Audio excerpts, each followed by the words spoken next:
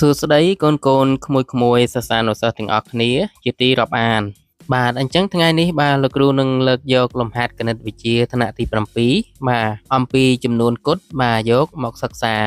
បាទលោកគ្រូសូមលើកយកលំហាត់ទី7បាទគឺគេឲ្យយើងធ្វើការប៉ាន់ស្មានតម្លៃបាទអញ្ចឹងលោកគ្រូសូមចូលលំហាត់ករបស់យើងបាទអញ្ចឹងលំហាត់ករបស់យើងបាទគឺគេឲ្យតម្លៃ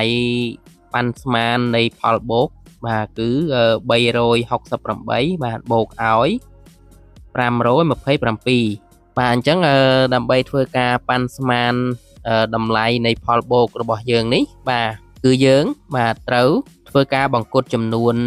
តួបូករបស់យើងទាំងពីរសិនណាកូនបាទអញ្ចឹងដំបូងបាទយើងយក368យកមកបង្គុតសិនមកកូនបាទកូនមើលបាទ368បាទអញ្ចឹងយើងត្រូវបង្គុតឡើងបាទអញ្ចឹងយើងត្រូវបង្គុតទៅជាបាទ400បាទបន្តមកទៀតបាទយើងយក527យកមកបង្គុតម្ដងបាទ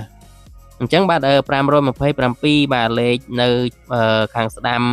លេខ5បាទគឺជាលេខ2អញ្ចឹងយើងត្រូវបង្គុតចុះបាទអញ្ចឹងយើងបង្គុតទៅ500គុតបាទបន្ទាប់ពីយើងបង្គុតរួចរាល់ហើយបាទយើងយកតម្លៃនៃការបង្គុតចំនួនរបស់យើងហ្នឹងបាទយកមកធ្វើផលបូកគ្នាមកបាទអញ្ចឹងបើបាន400បាទបូកឲ្យ500បាទអញ្ចឹងយើងប៉ាន់ស្មានបានប្រហែលបាទ900បាទអញ្ចឹងកូនបាទយល់ដែរទេកូនលំហាត់ករបស់យើងនេះបាទឥឡូវលោកគ្រូសូមចូលលំហាត់ខមួយទៀតបាទគេឲ្យតម្លៃ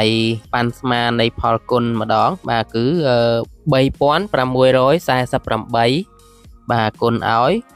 999បាទអញ្ចឹងដើម្បីធ្វើការប៉ាន់ស្មាន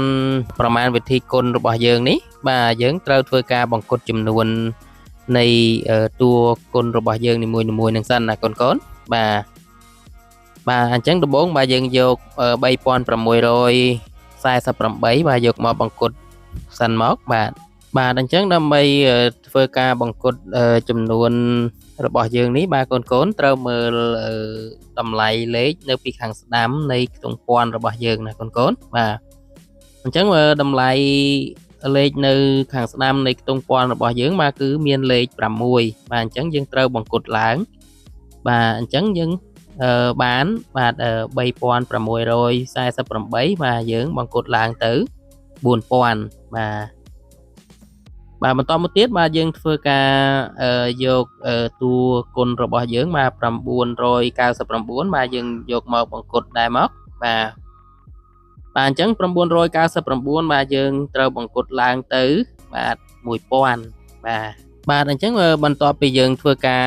បង្គុតចំនួនរបស់យើងរួចរាល់ហើយបាទយើងយកលទ្ធផលនៃការបង្គុតរបស់យើងទាំងពីរហ្នឹងបាទយើងយកមកគុណបញ្ចូលគ្នាមកកូនបាទអញ្ចឹងយើងបានបាទ4000បាទគុណឲ្យ1000បាទ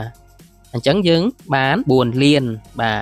បាទអញ្ចឹងកូនទាំងអស់គ្នាបាទយល់ដែរឬទេកូនបាទលំហាត់ខរបស់យើងនេះបាទលោកគ្រូសង្ឃឹមថាកូនបានយល់ទាំងអស់គ្នាហើយណាបាទអញ្ចឹងបាទលោកគ្រូសូមចូលលំហាត់គោយើងមួយទៀតបាទអញ្ចឹងលំហាត់គោរបស់យើងបាទគឺគេឲ្យយើងធ្វើការប៉ាន់ស្មាននៅតម្លៃផលចែកនៃ4201បាទចែកឲ្យ58បាទអញ្ចឹងបាទការប៉ាន់ស្មានតម្លៃនៃប្រមាណវិធីចែករបស់យើងបាទគឺយើងត្រូវធ្វើការបង្គុតចំនួនដូចគ្នាដែរណាកូនបាទអញ្ចឹងដំបូងយើងយក4201បាទយកមកបង្គុតសិនមកកូនបាទអញ្ចឹង4201បាទយើងត្រូវបង្គុតចុះមក4000មកបន្តមកយើងធ្វើការបង្គុតតួចែករបស់យើងបាទ58បាទអញ្ចឹង58បាទយើងបង្គុតឡើងទៅ60មកណាកូនបាទបន្ទាប់ពីយើងធ្វើការបង្គុតរួចរាល់ហើយបាទយើងយក4000ចែកឲ្យ60មកកូនបាទអញ្ចឹង4000បាទយើងចែកឲ្យ60បាទយើងចែកបាន66បៀ66បាទអញ្ចឹងកូនទាំងអស់គ្នាបាទយល់អំពីលំហាត់នៃការប៉ាន់ស្មានតម្លៃរបស់យើងនេះដែរទេកូនបាទអញ្ចឹងដើម្បីយើងធ្វើការប៉ាន់ស្មានតម្លៃយើងបានបាទយើងត្រូវធ្វើការបង្គុតចំនួននៃប្រមាណវិធីរបស់យើងសិនណាកូន បាទរួចហើយបានយើងធ្វើប្រមាណវិធីបូកដកតាមក្រោយទៀតបាទអញ្ចឹងមេរៀនរបស់លោកគ្រូនេះបាទបានដល់ទីបញ្ចប់ហើយកូនៗបាទអញ្ចឹងសូមកូនៗទាំងអស់គ្នាបាទខិតខំរៀនសូត្របន្តទៀតណាកូនៗ